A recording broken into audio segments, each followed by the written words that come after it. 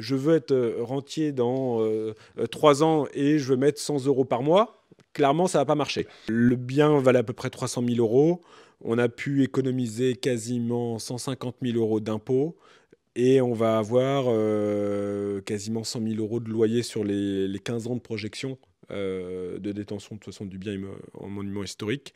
Le coût réel du bien qui peut avoir une valeur de 300 000 euros va leur coûter que 50 000 euros à ce moment-là. Donc ça me arrive avec son volume d'investissement, mais ça coûte de l'argent ce volume d'investissement, globalement à récupérer de l'imposition qu'on va remettre en fait pour nous aider à financer ce bien-là.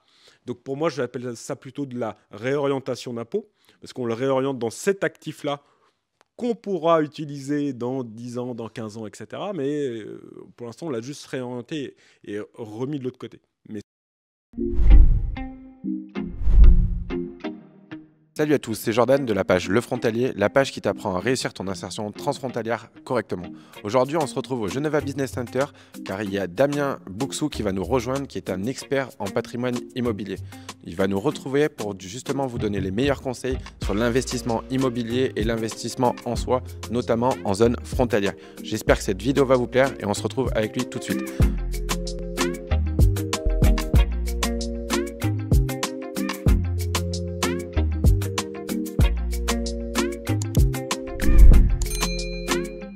D'abord, merci d'avoir pu venir aujourd'hui et de pouvoir partager un petit peu à la communauté transfrontalière ce que tu fais dans la vie et en quoi ça va pouvoir les aider ou les conseiller au mieux.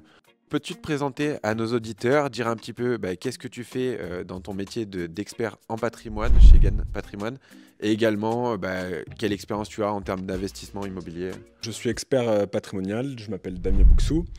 Notre travail est d'accompagner et conseiller l'ensemble des clients sur globalement 5 aspects du patrimoine qui sont la finance, l'épargne, la retraite, la transmission du patrimoine, la fiscalité et bien entendu l'immobilier, le sujet d'aujourd'hui.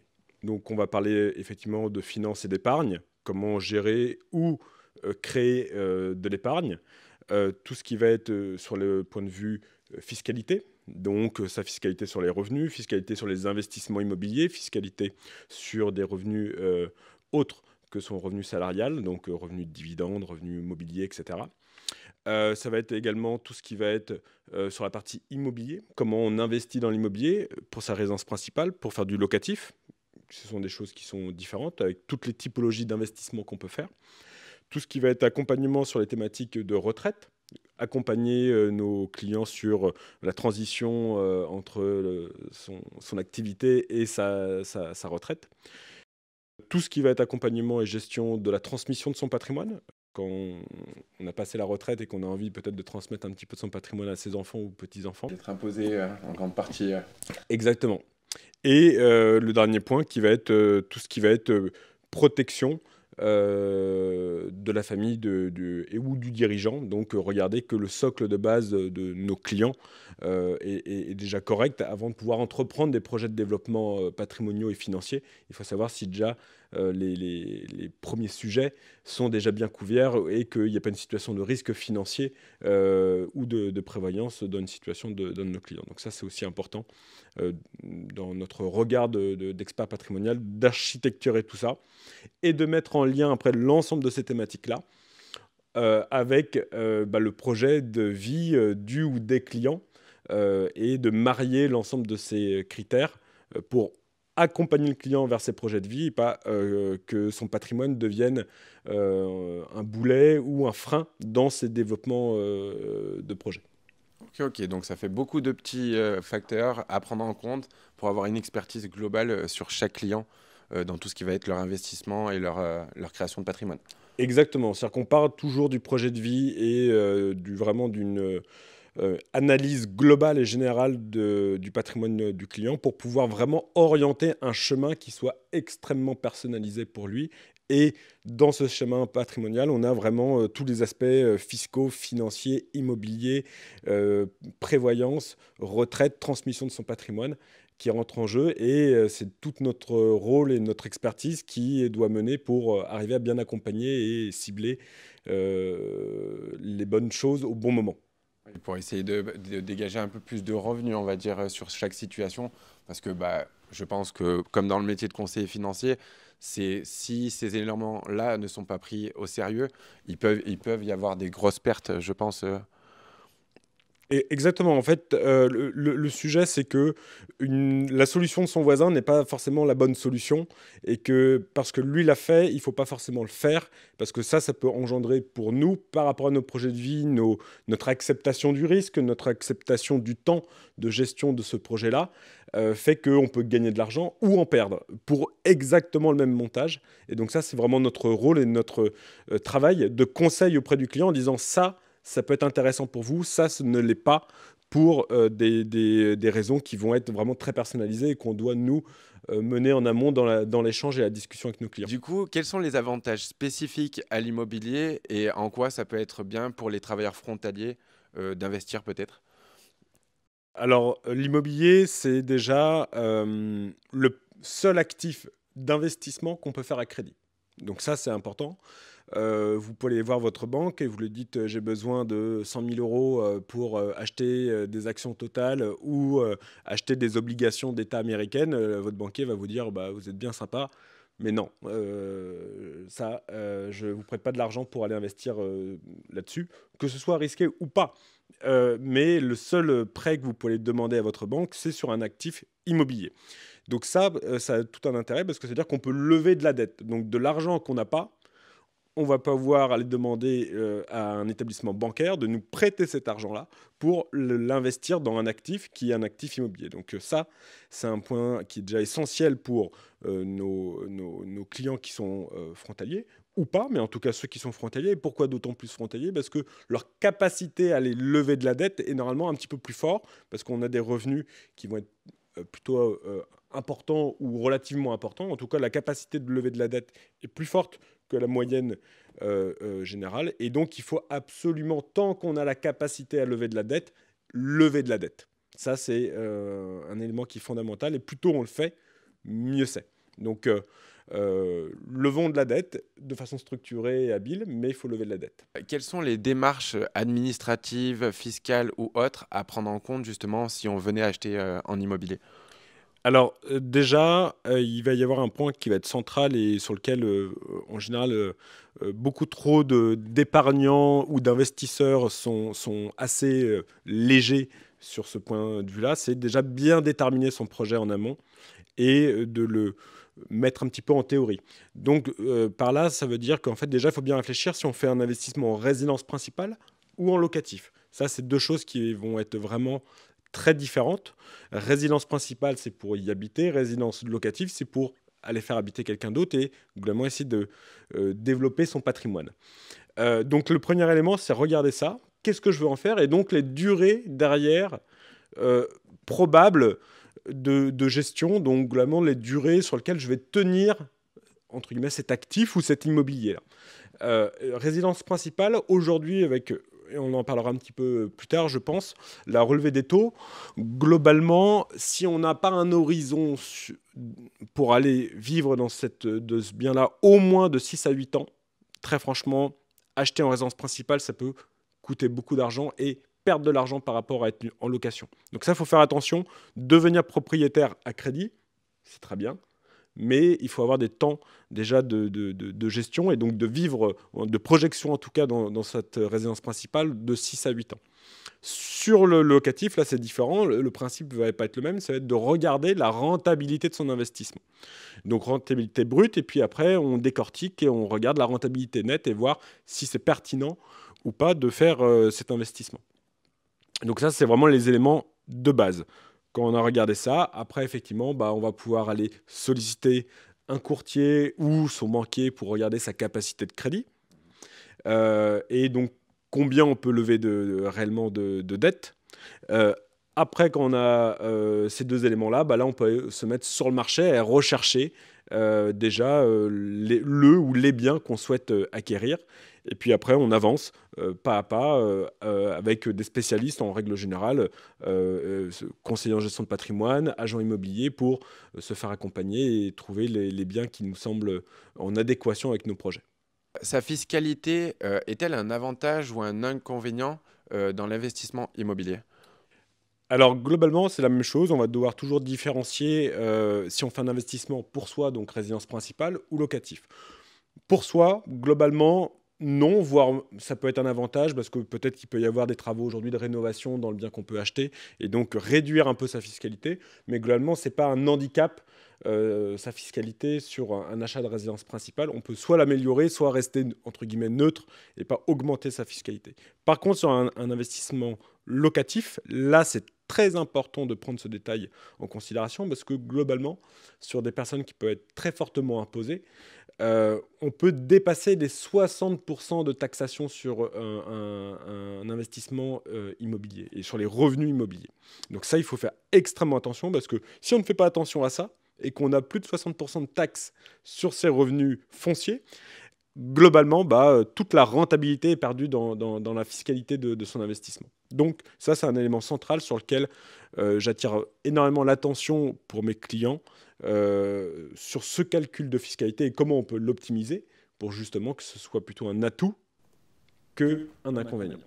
Oui, en plus là, du coup, dans le cadre du travailleur frontalier, c'est vrai qu'on va avoir même un équilibre qui va pouvoir être ajouté. Par exemple, à Genève, sur le statut de quasi-résident, du coup, aller essayer de calculer pour garder toujours cet équilibre et pouvoir déduire aussi du côté quasi-résident et du côté français par la suite. C'est un peu... Exactement, ouais. Il y a des astuces ou en tout cas des méthodes de travail qui nous permettent de pouvoir même optimiser des deux côtés. Et ça, c'est un élément qui est fondamental et très important à tenir compte. Et également aussi sur nos frontaliers cantons de Genève notamment, qui ont une fiscalité à la source en Suisse, sur lequel ils n'ont pas d'imposition en France, mais ils ont une obligation de déclaration de leurs revenus en France. Pourquoi? Pour connaître en fait leur niveau de taxation s'il y avait des revenus autres qui arrivaient dans le foyer, notamment revenus fonciers. Et dans ce cas-là, il peut y avoir tout de suite un gap de fiscalité qui peut être tout de suite très important et sur lequel il faut effectivement être très attentif et bien calculer et optimiser avec du statut de quasi-résident ou pas, ou avec du revenu non imposable. En tout cas, là, c'est tout notre travail, notre collaboration d'ailleurs sur ce sujet-là pour arriver à optimiser et à avoir un investissement qui soit vraiment pertinent pour nos clients.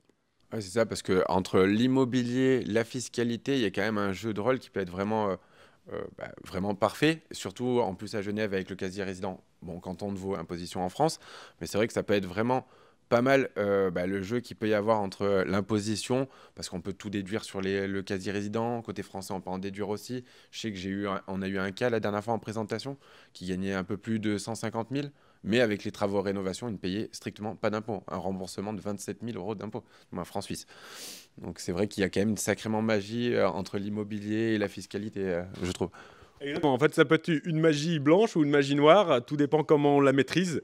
Et oui, effectivement, on peut faire économiser beaucoup d'impôts. Alors, je ne parle pas, moi, d'économie d'impôts en sens précis du terme, parce que pour moi, c'est plutôt une réorientation d'impôts. On arrive avec son volume d'investissement, mais ça coûte de l'argent, ce volume d'investissement, globalement, à récupérer de l'imposition qu'on va remettre, en fait, pour nous aider à financer ce bien-là. Donc pour moi, j'appelle ça plutôt de la réorientation d'impôt, parce qu'on le réoriente dans cet actif-là qu'on pourra utiliser dans 10 ans, dans 15 ans, etc. Mais pour l'instant, on l'a juste réorienté et remis de l'autre côté. Mais ça, c'est très important. Et effectivement, il faut mieux être du côté de la magie blanche que de la magie noire. Et pour ça, il faut effectivement se faire accompagner de professionnels. Alors du coup, pour toi, quelle est ta vision du marché immobilier en 2023-2024? Quels sont les avantages et inconvénients qu'il peut y avoir? Globalement, depuis une année, on voit une remontée des taux de crédit immobilier qui a fait x4 à peu près. On est passé à moins de 1% à plus de 4% aujourd'hui. Et ça a des impacts forcément sur le secteur immobilier. Impact 2022, 2023, 2024. Au début, un frein fort sur les ventes et les achats qu'on voit encore aujourd'hui. où on a diminué, je crois, quasiment de moins 40% le volume de ventes immobilier. En plus, se rajoute à ça la réglementation avec les nouveaux DPE énergétiques qui contraignent davantage sur les investissements locatifs, hein, ce qui n'est pas forcément une mauvaise chose dans l'esprit, mais qui en tout cas apporte beaucoup de contraintes à très court terme sur les investissements. Et ces deux phénomènes un peu regroupés font qu'on a eu un ralentissement des ventes et des achats sur l'immobilier et forcément, ça entraîne une capacité à aller lever de la dette qui est beaucoup moins forte, hein. On peut lever quasiment un tiers de moins aujourd'hui pour le même revenu. Donc c'est quand même quelque chose qui est significatif pour nos épargnants et nos investisseurs. Et ce point-là, ça veut dire qu'aujourd'hui, est-ce qu'on est d'accord d'investir moins de mètres carrés ou plus loin? Aujourd'hui, l'acheteur n'est pas forcément encore tout à fait OK avec cette idée d'acheter pour le même argent moins de mètres carrés ou plus loin. Et le vendeur n'est pas encore tout à fait OK pour dire j'accepte une baisse importante de mon actif immobilier à la vente. Et donc aujourd'hui, c'est pour ça qu'on voit surtout beaucoup moins de volume de vente. Et la tendance, effectivement, quand on lit un petit peu les spécialistes et les experts immobiliers du marché, ont vraiment une tendance à avoir une décote autour de moins 15 à moins 20% sur le marché immobilier. Alors bien entendu, cette décote, il faut y faire très attention parce que y a deux aspects qui sont fondamentaux. C'est-à-dire que déjà sur un bien immobilier, on parle d'estimation initialement. Donc le vendeur, lui, a une estimation de son prix. Mais ce n'est pas la valeur déjà réelle du marché. Soit il est bien accompagné par un agent immobilier qui connaît extrêmement bien son métier et qui est aussi tout à fait transparent et bienveillant auprès de son client et qui va lui annoncer un prix qui est tout à fait en cohérence.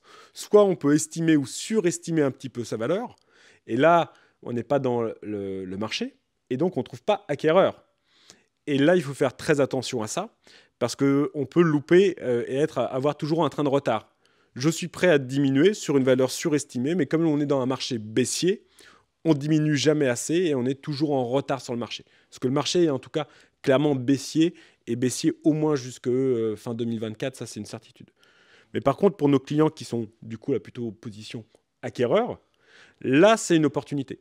Opportunité de négociation, opportunité d'achat sur des biens où il y a des travaux énergétiques importants à faire. Donc, on rentre dans un marché d'opportunités, d'autant plus que nos clients frontaliers ont une capacité de lever de la dette, ce qu'on disait tout à l'heure, plus importante, et donc auront peut-être davantage d'opportunités d'achat que d'autres personnes. Donc là, il faut vraiment regarder et être attentif sur ce marché-là pour la fin d'année, début d'année prochaine, parce qu'il peut y avoir des choses très intéressantes à aller chercher, bien entendu avec des horizons toujours 10-15 ans. Le taux d'intérêt actuel, il permet toujours d'avoir accès à des investissements immobiliers attrayants? Alors, c'est une très bonne question et de la même manière, on va devoir différencier deux choses. Est-ce qu'on fait un investissement pour sa résidence principale ou pour faire du locatif? Résidence principale, attention, il faut avoir une vraie vision d'installation dans ce bien-là. On ne peut plus réfléchir comme en 2021-2022, j'achète, peut-être dans 2 ou 3 ans, je suis parti de la région, je veux faire autre chose, etc. Vraiment une croix parce que ça ne marchera pas dans le système qu'on vit aujourd'hui. La réhausse des taux ne nous permet plus de faire ça, hein. Il faut se dire que globalement aujourd'hui, pour 100 000 euros levés à la banque avec un taux d'intérêt entre 4 et 4,5 sur 20 ans, on a quasiment remboursé 80-90 000 euros de dette. Donc, vous revendez votre bien dans 2 ans, il va y avoir la banque elle va vous demander quand même quelques intérêts à payer en plus les frais de notaire, plus les différentes charges taxes foncières. Vous serez resté 2 ans, 3 ans locataire, vous aurez perdu largement moins d'argent que d'avoir investi en résidence principale. Donc ça, il faut vraiment y faire attention parce que les 10 dernières années, les 15 dernières années, ce n'était pas le cas. Donc il faut vraiment changer vraiment son regard, son analyse sur cet achat de résidence principale. Donc ça, c'est un élément qui est important et sur lequel moi, je suis très attentif auprès de mes clients pour les aider, les accompagner dans cette démarche-là. Et après, sur l'investissement locatif, là, c'est un autre sujet. Parce que le taux, effectivement, déjà, on va pouvoir l'intégrer dans, on va dire, sa fiscalité immobilière ou fiscalité globale, en fonction des montages qu'on peut effectuer. Et globalement, là, on a une vision qui peut être un petit peu plus longue sur son investissement. On intègre les intérêts dans sa fiscalité et en plus, on peut se dire que le prix d'achat peut être intéressant aujourd'hui parce qu'on est en vraie capacité de négocier, d'être dans un marché baissier, donc d'acheter à moins 10, moins 15, moins 20% peut-être le bien, qui, à horizon 10-15 ans, aura quand même plutôt tendance probablement à se revaloriser. Et par contre, dans 10 ou 15 ans, il y a de grandes chances que les taux d'intérêt rebaissent un jour. Dans 1 an, dans 2 ans, c'est clairement non. Mais si on a une perspective à 5 ans, à 10 ans, là, probablement que oui. Et là, on sera en capacité de renégocier le taux avec la banque. Alors que le prix d'achat, on n'aura pas la capacité de le renégocier. Donc il faut mieux acheter aujourd'hui avec un taux fort et pouvoir renégocier demain le taux. Parce qu'on aura fait une belle opportunité d'achat. Oui, c'est une belle vision de saisir l'opportunité tout en gardant quand même, même si les taux d'intérêt peuvent faire peur, parce que je pense qu'ils font peur à beaucoup à l'heure actuelle. Et puis, il me semble que les taux directeurs des banques centrales, ils montent sur 5%. Je crois qu'on devrait arriver potentiellement à 5% d'après les retours que j'en avais, moi.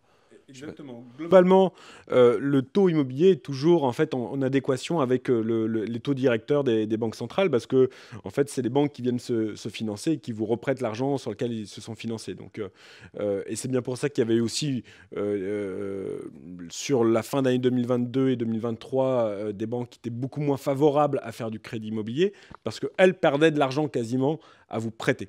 Avec chez nous la réglementation du taux d'usure, ce qui n'est pas par exemple aux US où quand le taux est remonté, le taux immobilier est remonté direct et dès mi-2022, les taux US pour les prêts immobiliers étaient passés déjà au-dessus des 6-7%. Ce qui n'était pas du tout le cas chez nous en Europe où on restait encore à 2,5, 3, etc. Donc cette protection de l'épargnant a été plutôt favorable, mais a contraint les banques à quasiment faire du prêt pendant 1 an et demi à perte. Donc, les banques ne sont pas forcément très favorables, comme n'importe quel commerçant, hein, à vendre à perte. Et là, à vendre de l'argent à perte. Voilà. Donc là, c'est en train de se terminer. Donc, elles sont plus ouvertes à refaire du prêt sur des taux plus forts. On aura le temps de renégocier dans l'avenir.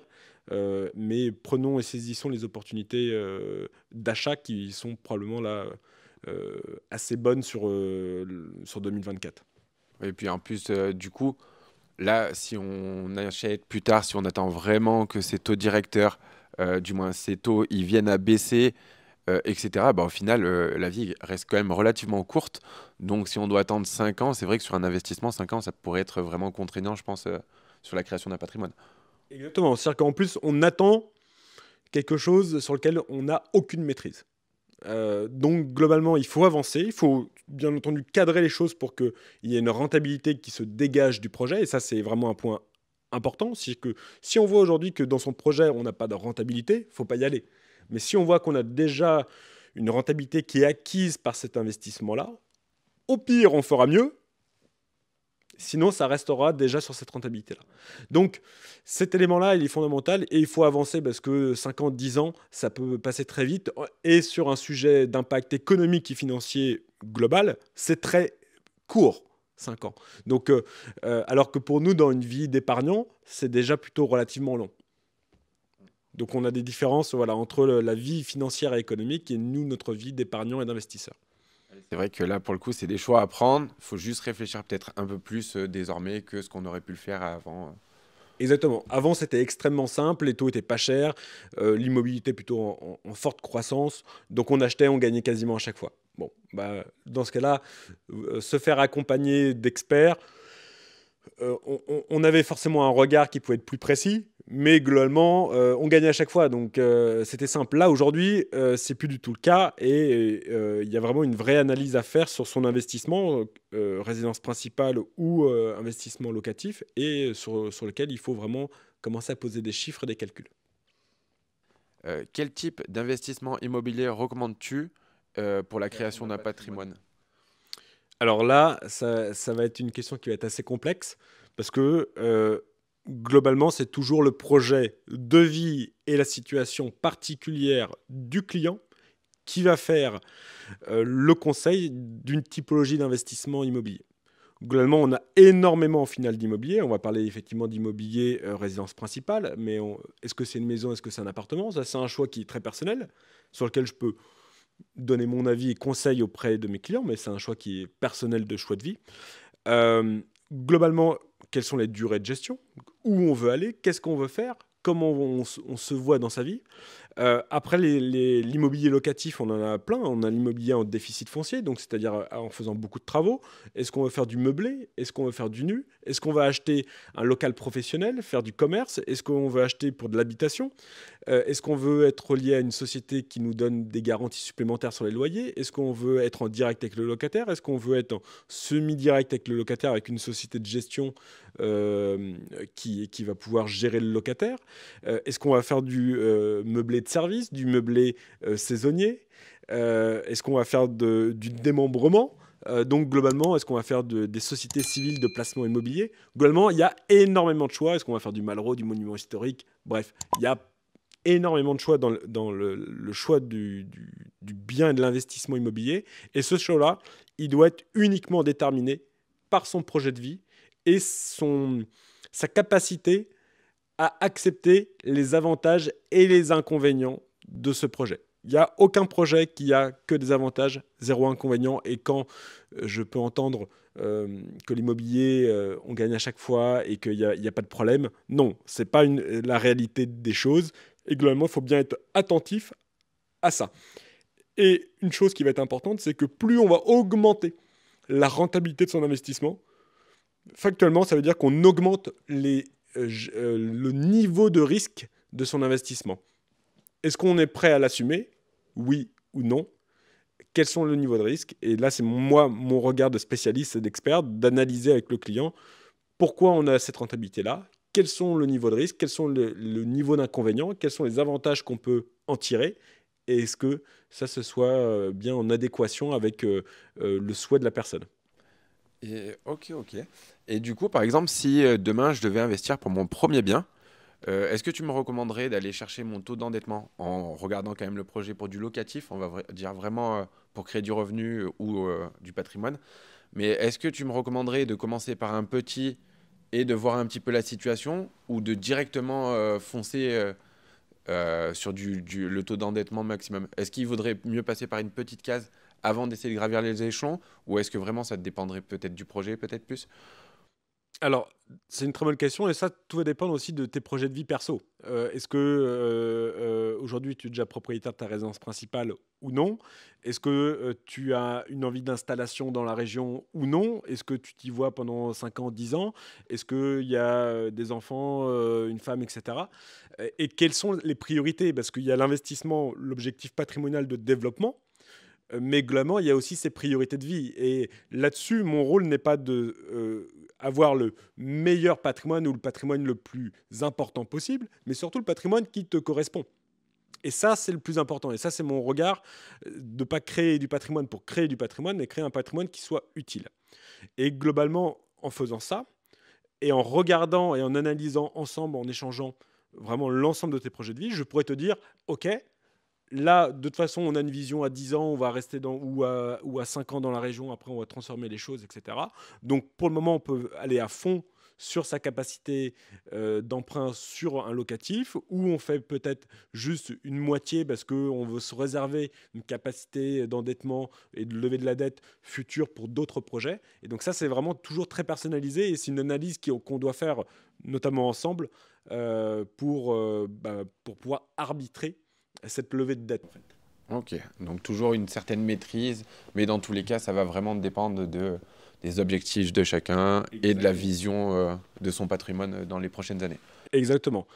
Euh, Si on imaginait que tu étais déjà propriétaire de ta résidence principale et que tu me dises, bah voilà, dans 5 ans, moi je veux partir en Bretagne ou à l'étranger ou autre, Globalement, je te dirais peut-être, utilisons au max aujourd'hui ta capacité de lever de la dette, parce que on sait que demain, on n'aura plus cette capacité de lever cette dette-là. Donc, on le fait aujourd'hui, on l'organise et on le sécurise, parce que demain, on sait qu'on aura aussi moins de capacité financière. Donc, il faut que le projet soit bien sécurisé pour pas que tu te retrouves dans une situation, dans ce cas-là, de surendettement futur avec des problématiques financières. Mais en sécurisant, il fallait essayer de lever un maximum de dettes dans cette situation-là, par exemple. Alors, quelles sont les réglementations spécifiques lors d'un achat de biens en France? Alors, globalement, toujours le même sujet, c'est quand on achète un bien, est-ce qu'on l'achète en résidence principale ou locatif? Résidence principale, on a peu de réglementation. Bien entendu, il faut passer chez le notaire et ça, il faut y faire attention et être accompagné également d'un bon professionnel, donc d'un bon notaire qui va vous donner tous les éléments pour la signature de l'acte et être attentif au bien qu'on achète avec ses avantages et ses défauts, hein. Et globalement, est-ce que on est résident fiscal français ou notamment suisse, là pour nos abonnés. Donc globalement, ça c'est aussi un point de vue qui peut être à regarder parce que les déclarations fiscales derrière ne seront pas les mêmes. Quand on fait de l'investissement locatif, dans ce cas-là, il y a une réglementation spécifique sur l'énergie, donc les DPE. Et ça, il faut y faire très attention parce qu'on a des durées qui vont être très courtes sur l'interdiction ou non de la mise en location de ce type d'appartement. Donc faisons attention, soyons attentifs notamment sur cette réglementation énergétique pour pas tomber dans le piège de je fais une bonne affaire d'achat, mais je ne suis pas en capacité de faire les travaux de rénovation énergétique et demain en fait je suis bloqué avec mon investissement, je ne peux plus le mettre à la location sur le marché. Et donc là, je me retrouve à avoir un crédit et devoir l'assumer tout seul. Peux-tu citer les avantages fiscaux pour les investisseurs en France, les différents avantages qu'on peut avoir par exemple? Alors, pour faire simple, on a 3 avantages fiscaux en fonction de sa fiscalité et comment elle est. Est-ce qu'on est canton de Vaud, canton de Genève, notamment pour les frontaliers de notre région. On a la déduction sur les revenus directement, le crédit d'impôt ou la réduction d'impôt. Donc ça, c'est en fonction des typologies d'investissement. Et en fonction de la fiscalité à chaque fois de la personne, on va aller regarder ce qui est le plus intéressant de faire. Est-ce qu'on doit aller chercher de la déduction, du crédit ou de la réduction? Globalement, pour ça, on va avoir des investissements soit en déficit foncier, donc avec beaucoup de charges de travaux, des investissements qui peuvent être sur des biens type Malraux, donc avec des biens qui sont situés en situation remarquable, avec des avantages sur la rénovation du bien, ou des investissements notamment par monument historique pour les personnes qui ont une fiscalité très importante, notamment quand on... Comment les investisseurs peuvent optimiser leur situation fiscale en utilisant des produits financiers? Alors globalement, sur la situation d'optimisation fiscale via de l'épargne, on va retrouver surtout de grandes typologies pour les frontaliers, soit le plan épargne retraite côté français, soit le troisième pilier côté suisse. Et ça dépend vraiment de leur situation fiscale, comment est organisé aussi leur foyer fiscal, est-ce qu'ils sont célibataires, en couple avec un en France, un en Suisse, deux en Suisse. Donc globalement, cette situation-là est à regarder de façon spécifique à chaque fois. Et au-delà de ce sujet-là, de comment on peut optimiser sa situation ou sa fiscalité via des produits financiers, c'est surtout de se dire en fait que dans une situation d'optimisation fiscale globale, on va pouvoir utiliser de l'immobilier, de l'investissement immobilier et également des produits financiers. Et à ce sujet-là, il faut bien entendre que l'investissement immobilier, il faut toujours le faire à crédit. On ne met pas de cash dans l'immobilier, à part la résidence principale, où là, on achète à un taux et il n'y a que nous qui le remboursons. L'autre, l'investissement locatif, qui soit avec, entre guillemets, de la défiscalisation ou réorientation d'impôts, on doit le faire en dette. On lève de la dette, on emprunte, on achète l'actif, on met un locataire dedans, on récupère de l'impôt. Et ça, il faut le faire en dette, il ne faut pas le faire avec du cash. Donc globalement, le cash, on le conserve et on peut le réinjecter du coup dans une stratégie d'épargne court, moyen, long terme et retraite. Et sur la retraite, là, on a encore une optimisation supplémentaire au niveau fiscal. Et ce qui va, du coup, ça va permettre aussi pouvoir avoir peut-être un petit peu de diversification en plus de l'immobilier, le PER, tout ça, du moins, pour être moins impacté en cas de problème et avoir un peu plus de patrimoine diversifié, peut-être aussi. Exactement. Globalement, une bonne stratégie patrimoniale, c'est d'avoir un patrimoine qui est diversifié. On ne prend pas les mêmes risques, on ne focalise pas tout sur le même actif, que ce soit immobilier ou financier. On diversifie. Ça, c'est notre job de travail et de conseil auprès de nos clients, de regarder les zones de risque et à un moment donné de dire là, vous êtes très exposé à l'immobilier ou très exposé au financier. Il faut qu'on diversifie vos actifs, vos investissements pour que globalement votre situation financière et patrimoniale soit stable et sécurisée. Et là, dans ce sujet-là, on va éclater et architecturer l'ensemble du risque pour arriver du très court terme, épargne de précaution, au très long terme, épargne retraite. Et plus on va s'éloigner, plus l'immobilier va pouvoir prendre une place importante dans les poches de gestion et d'organisation patrimoniale. Et plus on est proche, donc 0,2 ans, 0,3 ans, 0,5 ans, globalement, moins l'immobilier doit être à l'intérieur de ces poches-là. Voilà. Et donc avoir plutôt de la liquidité et de l'épargne. Ok, donc un petit peu de liquidité, un petit peu des plans d'épargne troisième pilier ou PER ou d'autres systèmes financiers et également un petit peu d'immobilier déjà pour commencer. Ça fait un beau combo, on va dire. Exactement, c'est tout, c'est vraiment l'organisation complète. Et là-dessus, en fait, on essaie de regarder pour que chaque position soit cohérente en termes de coûts et de charges financières. En quoi la planification financière est-elle cruciale dans un objectif d'investissement à long terme? Alors globalement, la planification financière, elle est indispensable dans son objectif à long terme parce que c'est cette planification-là qui est en rapport direct avec ses projets de vie et ses intentions. Donc globalement, la planification financière, c'est quoi? C'est de mettre en cohérence ce qu'on veut faire de sa vie. Et donc ça demande quand même une certaine question de voir qu'est-ce qu'on veut faire et où on veut aller. Quels sont nos objectifs à court, moyen, long terme, mais objectifs personnels.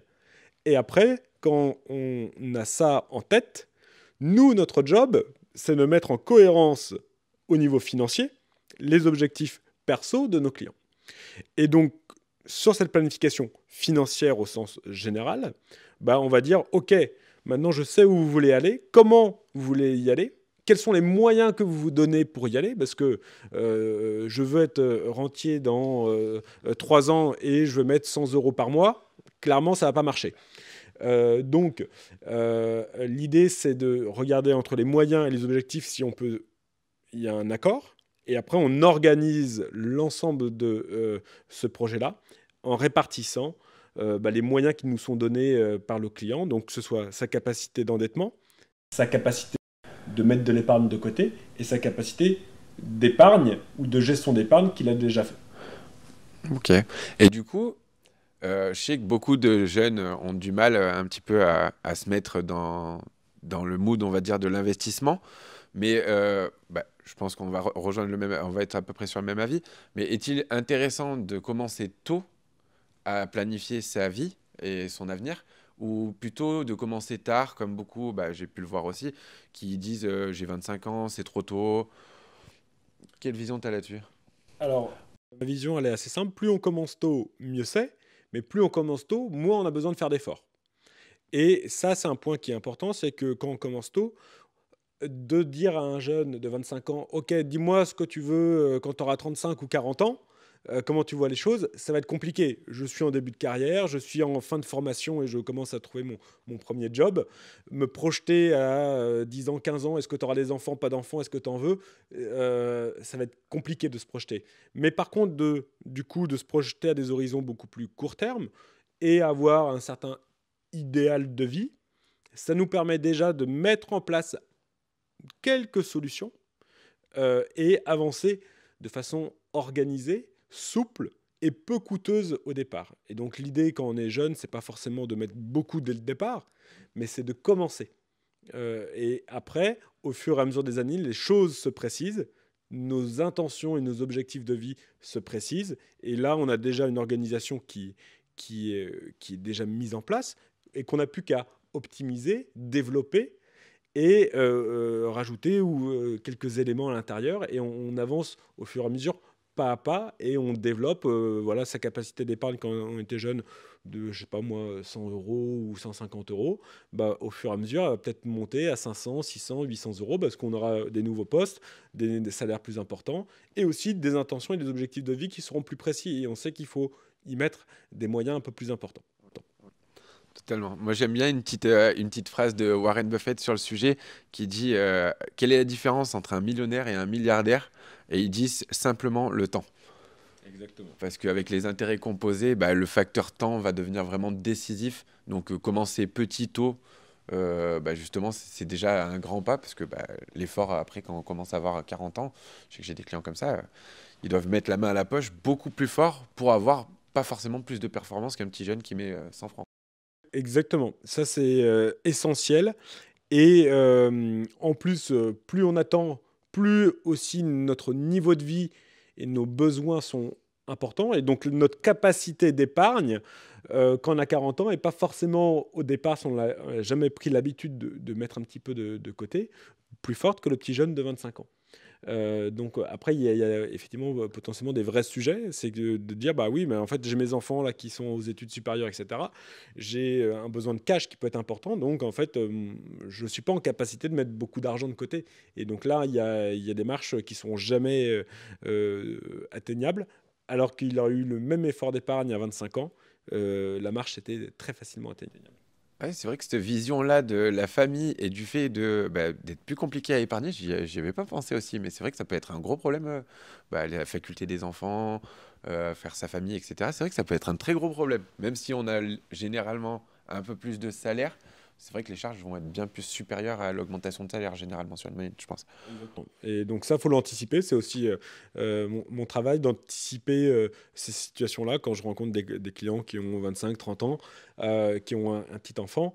L'idée, c'est pas de se dire on va attendre qu'il ait 18, 20 ans et qu'il coûte encore plus cher parce qu'on a envie de lui donner un avenir sympathique, le lancer dans la vie, pouvoir lui payer des bonnes études.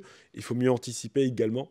Parce que les intérêts composés, parce que on peut quasiment doubler sur ce temps d'épargne. On parle d'épargne à 15-20 ans et on va doubler quasiment le montant qu'on a mis. Donc c'est non négligeable d'anticiper. Et plus on anticipe, mieux c'est parce que moins ça coûte cher. Peux-tu partager des réussites dans des investissements immobiliers et les facteurs clés qui ont fait cette réussite? Alors, je vais partager très rapidement deux réussites ou deux projets qui me viennent en tête suite à ta question. Euh, un premier projet où j'avais un couple de clients qui gagnaient très bien leur vie, qui étaient sur le canton de Vaud, et globalement, grosse problématique du coup fiscale, capacité d'emprunt très forte, et globalement, bah, avec donc là un investissement au monument historique, euh, qui avait une valeur, on l'a fait il y a quelques années où les taux étaient encore un petit peu plus favorables. Le bien valait à peu près 300 000 euros. On a pu économiser quasiment 150 000 euros d'impôts et on va avoir quasiment 100 000 euros de loyer sur les 15 ans de projection de détention de toute façon du bien en monument historique. Donc globalement, le coût réel du bien qui peut avoir une valeur de 300 000 euros va leur coûter que 50 000 euros. Donc sur 15 ans, on a fait une super opération à ce moment-là. Donc ça me, ça me vient en tête et je trouve que c'était une top opération parce que peu coûteux et au final, on a fait un super levier en réutilisant une grande partie de leur imposition sur des prochaines années. Donc ça, c'est un premier exemple. Deuxième exemple, un petit peu différent, parce qu'on on entend beaucoup parler sur les réseaux sociaux de rentiers immobiliers. Donc j'ai quelques clients qui sont rentiers immobiliers, donc ça veut dire qu'il faut faire aussi très attention. Et sur ce point de vue-là, comment devenir rentier immobilier, c'est loin d'être si simple. J'ai néanmoins quelques clients dans des situations qui sont différentes, qui sont rentiers immobiliers. Et une de mes clientes là-dessus, quand on a bien analysé l'ensemble de son parc immobilier, on s'est rendu compte qu'il y avait des biens qui étaient en fait très peu rentables, qui ne rapportaient pas grand-chose entre les loyers et le crédit, voire en tout cas dans sa stratégie, ça rentrait pas du tout en compte. Donc en fait, on a vraiment fait une analyse globale de ses projets et de son patrimoine et comment ça fonctionnait. Et au final, on a vendu quasiment un tiers du patrimoine immobilier et qu'on a réorienté sur de l'aspect financier pour avoir de la rente immobilière, mais de la rente aussi financière. Et là, on a optimisé un petit peu sa fiscalité, mais c'est ça, ça me parle parce que je trouvais ça c'est un projet assez intéressant et dans le contexte actuel, dans les réseaux sociaux où on nous fait penser que devenir rentier immobilier, c'est simple comme bonjour et que tout le monde peut y arriver, bah, la preuve que non, même voilà, des clients qui sont rentiers immobiliers font appel à des experts pour les aider à analyser en fait leur patrimoine, leur fiscalité et comment on optimise l'ensemble. Oui, ça après, c'est comme on dit sur les réseaux, rentier en 3 jours, du moins. Tout le principe, c'est ce que je reproche aussi, j'ai essayé de faire quelques vidéos et je vais continuer dans ce sens-là, je pense. Mais tout le principe de devenir riche en 3 jours, je vais être Bill Gates en 3 jours, et les gens, ils arrivent à faire miroiter ça, et ils vont suivre, du moins beaucoup de gens qui vont consommer ce contenu, vont suivre en se disant, je vais réussir le dropshipping, l'immobilier en 1 semaine. Sauf que, moi en tout cas, ma vision que j'ai, et je pense que ça ne doit pas être très très différent, si on joue une carrière, on joue une vie, on peut peut-être, sur un coup de chance, du moins sur un beau placement, arriver à devenir rentier rapidement, mais c'est pas ce qui doit être vendu parce que je pense que 9 fois sur 10, ça prend du temps quand même. C'est peut-être pas du jour au lendemain. Alors globalement, c'est une certitude que c'est pas du jour au lendemain. Ou sinon, oui, ça peut être du jour au lendemain, mais c'est à peu près la même probabilité que quand on va aller jouer au casino ou qu'on va prendre son ticket de loto. Demain, on gagne le gros lot. Oui, on peut devenir rentier, mais en plus rentier, qu'est-ce que ça veut dire? Parce que est-ce qu'avec 1500 euros, je suis rentier pour certaines personnes, oui. Pour d'autres personnes, il leur faudra un salaire plus important pour estimer qu'ils sont rentiers et qu'ils peuvent justement ne plus travailler et se servir uniquement de leur rente. Donc ça, c'est un premier sujet. Et pour devenir rentier, effectivement, soit on prend une voie très risquée, en écoutant peut-être certaines personnes qui sont de plus ou moins bons conseils, soit on prend une voie qui va être plus sécurisée, plus ou moins sécurisée, mais dans ce cas-là, on va prendre du temps. Peux-tu partager un conseil financier, une astuce, des astuces pertinentes que tu jugerais utiles pour nos auditeurs? Alors, l'astuce qui est fondamentale et qu'on peut faire, c'est effectivement toujours se dire où je veux aller. Déjà, c'est la première question, c'est pas de se dire je veux investir, c'est où moi je veux aller, personnellement. Et en fonction de ça, déjà, le premier élément pour pouvoir investir, c'est de savoir si on est sécuritaire dans son quotidien. Si on ne l'est pas, on n'investit pas. Donc déjà, l'épargne de précaution. Est-ce que j'ai assez d'épargne de précaution pour maintenir mon niveau de vie, maintenir mon quotidien? Et dans ce cas-là, oui, là, je peux commencer à réfléchir à des réflexions d'investissement et d'aller voir des spécialistes, des experts ou se renseigner sur Internet. Mais globalement, le point fondamental et l'astuce en tout cas, c'est déjà de ne pas se mettre en risque parce que son épargne de précaution est déjà pas assez fournie. Du coup, aurais-tu des conseils à donner pour voir tes services et pour pouvoir collaborer avec toi? Oui, alors je suis facilement disponible. On peut me contacter alors, notamment par LinkedIn ou via tes réseaux. Et puis après, je suis disponible soit en visio, soit directement en présentiel chez les personnes en fonction de leur situation géographique et de leurs besoins. Donc très simple d'accès.